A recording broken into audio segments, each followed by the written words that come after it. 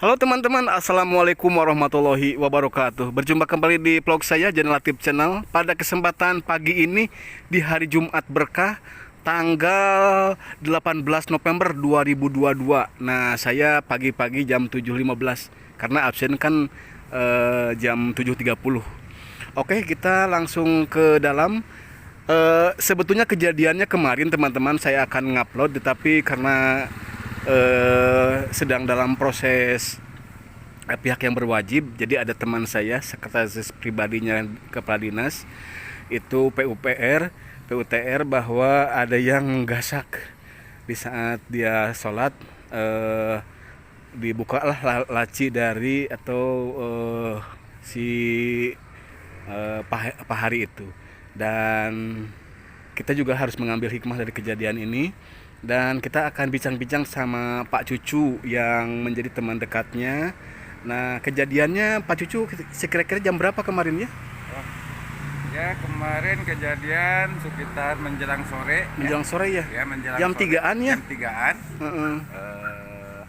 Dengan modus masuk ke ruangan. Dia mengacak-acak, kayaknya mengacak-acak meja atau laci di situ. Oh, Kemudian dia keluar lagi, entah tahu, saya nggak tahu persis seperti apa siapa? kronologisnya. Hmm. Cuman yang tahu itu hanya kejadian kemarin jam sekian, tapi orangnya sudah Ketangkap. udah ketangkap. Oh iya iya. Terima kasih. Terus itunya apa? Pak Harinya sempat mau ke itu dulu, sholat dulu atau istirahat dulu? Ya, Pak Hari lagi keluar dari ruangan biasa. Pak Hari diam di situ. Hmm. Pak Hari lagi keluar, ya tiba-tiba si orang tersebut masuk ke ruangan dengan mencari-cari barang, mungkin ya yang barang berharga atau Berharga ya. apalah Oh gitu. iya iya.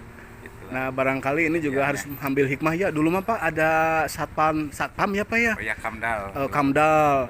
Terus apa fingerprint yang bisa masuk hanya Ya, orang hanya tersebut punya yang punya ya apa sidik jari ya. jari.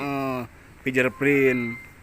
Nah, itu kadang-kadang kita mah larsup Pak ya Siap. ke dalam, jadi harus ditertibkan lagi sekarang mah. Ya, itu kan udah ada fingerprint, tapi kadang-kadang dia itu terbuka gitu. Ya, Terbuka. ya kalau bisa mah ditertibkan lagi Pak. Jadi tong larsup lah. Ya, Saya mah Pak dulu kalau misalkan saya ke provinsi aja, contohnya saya ke BBWS atau ke Gedung Sate atau ke BPKP. Nah, itu sebelum kita masuk itu di ring 1 itu KTP ditahan. Pak mau kemana? Oh, ke si Bapak Anu. Nah, si Bapak Anunya nggak ada di ruangan, langsung ke lobi. memang harusnya Pas begitu ya. harus ada penjaga yang khusus ya, Yang khusus. di pintu atau di lobi ini.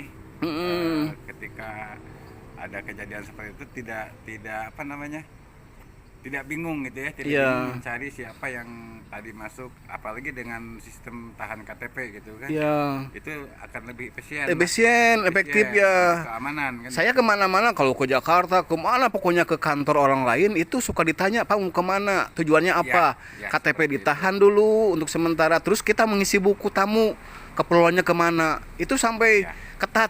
Nah, di kita mah asal longgar-longgar teuing Pak nya. Ya begitulah. Jadi Karena masukkanlah untuk penerapan keamanannya belum seperti belum maksimal ya. maksimal. Mungkin udah terpikirkan, tapi ya sistem mungkin yang belum bisa Yang berjalan. belum jadi kan kalau keamanan maksimal, kerja juga kan nyaman ya, jadi tidak terganggu, bukan ingin diganggu, tetapi kan larsupma itu asa wibawa kita tanya, Asa jalan kacai juga padahal kan kita harus konsen kan, di dalam ruangan kita ada barang negara, ya, ada privasi kita yang tidak boleh, berkas yang penting, yang yang tidak boleh tahu. iya, Orang lain lah istilahnya gitu kan, keamanan negara lah, itu dokumen negara Ya. yang harus dijaga. Nah, barangkali Pak Cucu juga masukan ya, nanti apakah nanti satpam setiap masuk ke lobi, terus fingerprint juga yang bisa masuk ke dalam itu hanya orang-orang pihak pegawai kita. Kalau keperluan bisa mendesak ya orang tersebut bisa ke lobi atau keluar ke lobi sini ngobrolnya gitu ya. Enggak seperti itu juga sih sebetulnya. Fingerprint itu berjalan aman untuk khusus pegawai ya. Ketika itu misalkan ada tamu di luar kepegawaian kan, di situ kalau ada penjaga kan penjaga yang punya apa namanya ya sistem fingerprint itu kan udah Iya, pasti. Nah pasti. itulah yang seharusnya memang harus diterapkan penjaga. Iya, iya, iya. Ya itu Oke, saja. terima kasih Pak Cucu ya Siap. atas itu informasinya. Semoga kejadian ini tidak Tidak terulang ya. lagi. Ya, siap. Dan kita perketat lagi Pak ya untuk Keamanannya. keamanannya. Kalau untuk kebersihan sih sudah ada nih. Ya. Alhamdulillah. Nah, tinggal kemarinnya mah ada apa satpam ya sebetulnya apa itu? Amdal. Amdal. Amdal ya. Ya. Oh Siang iya. malam itu Mas. Siang malam ya. Malam piket. Piket. Oke lah.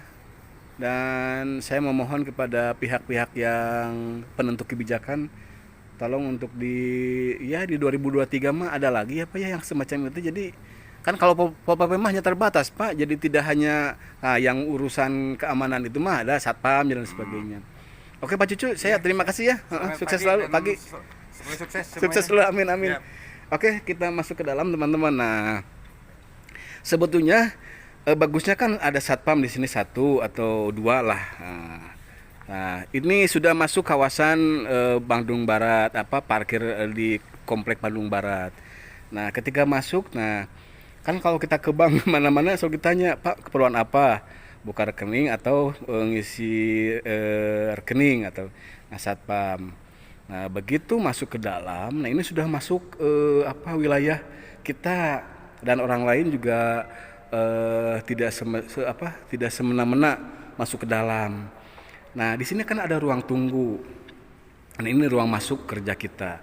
Nah, di sini sebetulnya kita bisa terapkan juga buku tamu, teman-teman. Nah, di buku tamu depan ini kalau orang yang masuk itu harus ngisi buku tamu dulu.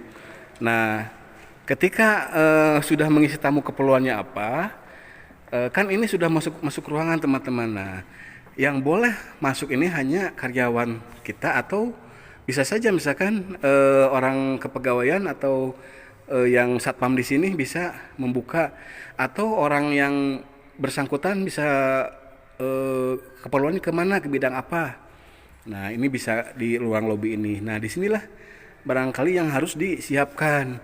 Nah, ini sudah masuk kawasan yang steril, yang orang lain maksudnya harus sepengetahuan dulu dan seizin dulu yang menerimanya pejabat yang bersangkutan atau staf yang bersangkutan.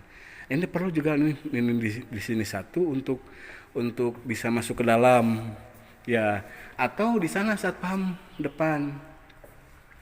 Nah, kira-kira begitu teman-teman. Nah, alhamdulillah katanya pelakunya sudah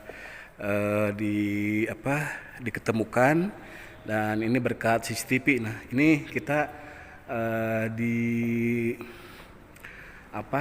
dipasang CCTV yang bisa sewaktu-waktu bisa melihat kondisi apakah tamu itu benar-benar tamu yang berkepentingan untuk akses dia apa kemana dan sebagainya, atau dia ingin berbuat apa-apa. Nah, di CCTV ini juga akan kelihatan nanti termasuk kejadian sore kemarin sekretaris pribadinya Pak Kadis PUTR itu sempat diobrak-abrik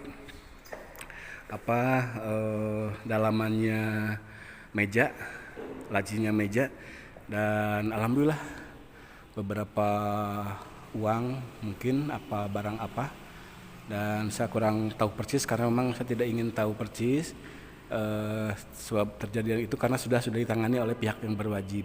Kita hanya menginginkan bahwa kita perlu hati-hati, baik kita sebagai pegawai maupun orang luar yang semestinya punya etika untuk bertamu ya. Ada etika di dalam bertamu, baik etika di dalam bagaimana kita masuk ruangan orang, kantor orang dan sebagainya. Oke saja, terima kasih atas segala perhatiannya dan kita ambil hikmah dari semua kejadian ini. Mudah-mudahan tidak terulang kembali kejadian seperti hari sore kemarin, bahwa ada orang yang tidak diundang masuk ke ruangan kita dan menggasak baik uang maupun apa saja yang ada di dalamnya. Dan sekali lagi saya mohon maaf atas segala kekurangannya, mohon maaf atas segala tayangan videonya, baik suara dan sebagainya.